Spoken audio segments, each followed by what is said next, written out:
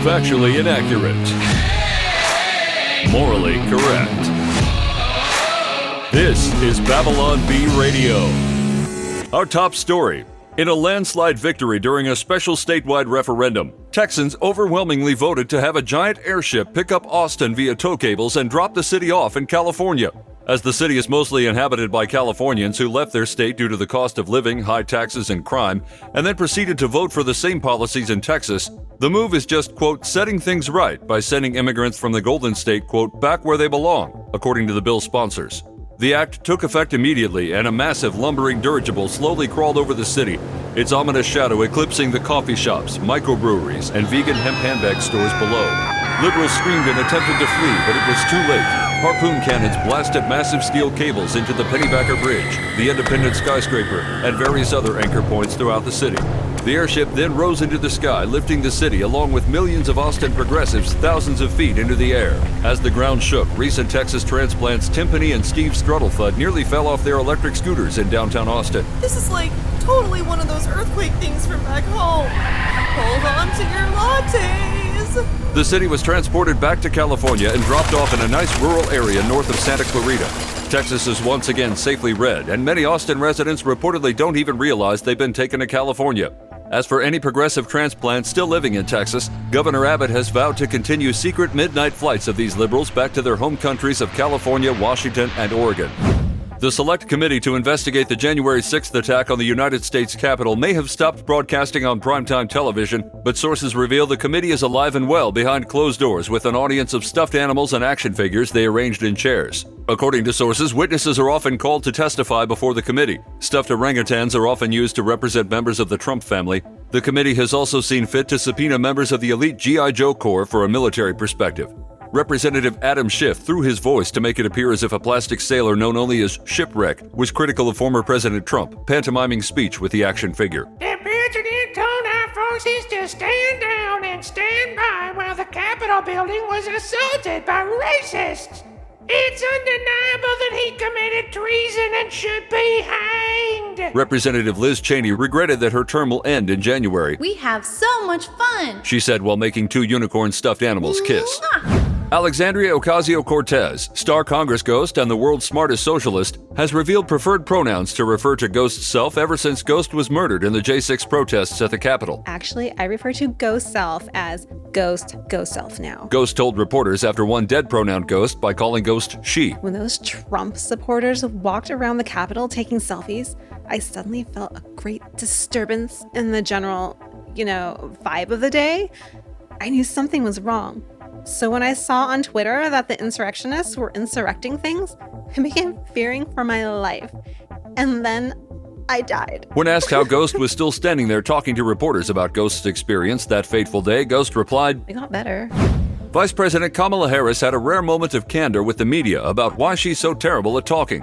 While leaving an event, Harris was asked by a reporter about the border crisis. The border is like a line that goes between things which, when you think about it, is like a border. This border then divides one thing from another thing, and that is division. And we should all, I believe, work to overcome division. When asked what on earth that meant, Ms. Harris replied, Honestly, I don't know. I was absent from law school the day they taught the whole talking like a person thing. She then proceeded into her usual cackle, which caused thousands of crows to rise out of nearby trees, momentarily blocking out the sun. Though most law students arrive at the University of California with some fundamental grasp on how to group words into a sentence and sentences into a thought, Hastings College of Law confirmed the class was created specifically for Ms. Harris at the recommendation of her academic advisor. That former academic advisor, Professor Marvin Finkelstein, could not be reached for comment as he checked himself into a mental institution shortly after Ms. Harris's arrival on campus and plans to remain there, quote, until it's safe. According to an anonymous Harris staffer, the nervousness we feel every time she opens her mouth has become routine. But the crows are like a new thing. It's really taking the terror we experience to a whole new level. Interest in Drag Queen Story Hour has declined drastically across the country after several libraries chose to give it a more accurate title. We are absolutely baffled as to why no one wants to come to Man Wearing Lingerie Wants to Spend Time with Your Kids Hour all of a sudden, said Brandy Schmutlove, a former Drag Queen Story Hour host. Just yesterday we were told how brave, beautiful, and important it is to spend quality time with small children at libraries, and now we aren't invited anywhere.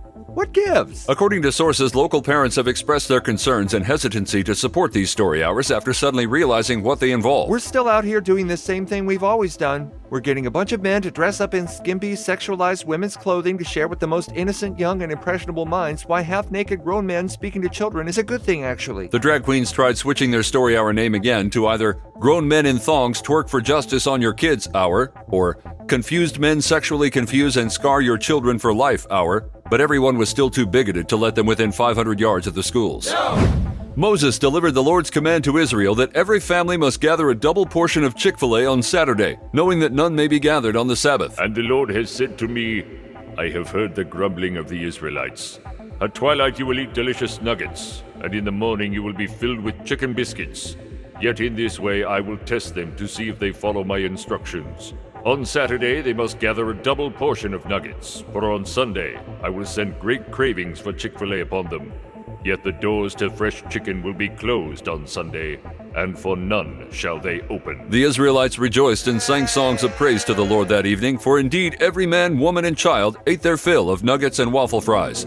On the first weekday, Moses declared, No food is to be kept until morning. However, some Israelites kept the food overnight, only to discover the next day how badly waffle fries reheat. On Saturday, every Israelite was allowed a second helping of Christian chicken and fries to keep for the next day. To their great surprise, the Lord miraculously made the waffle fries to reheat perfectly on Sunday, as crisp as the moment they came out of the oil. And then did the Israelites greatly praise the Lord and keep the Sabbath holy. The Israelites thus ate Chick-fil-A for the next 40 years, likely explaining Israel's rampant obesity epidemic at the time they reached Canaan. Local man Alex McIlvaine stumbled upon the brilliant idea of adding a little sign to his cigar humidor that reads, Smokable Essential Oils. See, babe? It's just like the diffuser you have, but a little more direct. Ooh, a Padron. This one is good for arthritis, I think, and probably fixes celiac disease too. An outraged Mrs. McIlvaine pushed back on his audacious claim of a cigar fixing arthritis, but Mr. McIlvaine simply asked to see what evidence she had that lavender cured diabetes. Look, fair is fair. I will continue agreeing that this vague scent of lemon you diffuse will cure smallpox, so long as we can also agree that I am one Rocky Patel cigar away from perfect cholesterol. Mr. McIlvaine reportedly conceived the idea after seeing his wife order an essential oil set which came in a box shockingly similar to a humidor. That was when I realized essential oils are cigars for women. Women feel a need to unwind, so they light up, breathe the fumes, and make the whole house smell. It's the exact same experience. The only difference is the delightful smell of tobacco versus some weird herb. At airtime, Mr. McIlvaine reportedly had lit up a Monte Cristo in order to fix his male pattern baldness. Now you're up to date on the only news that matters. Find more fake news you can trust at BabylonBee.com. Until next time, this is Austin Robertson, the voice of the Babylon Bee. So long.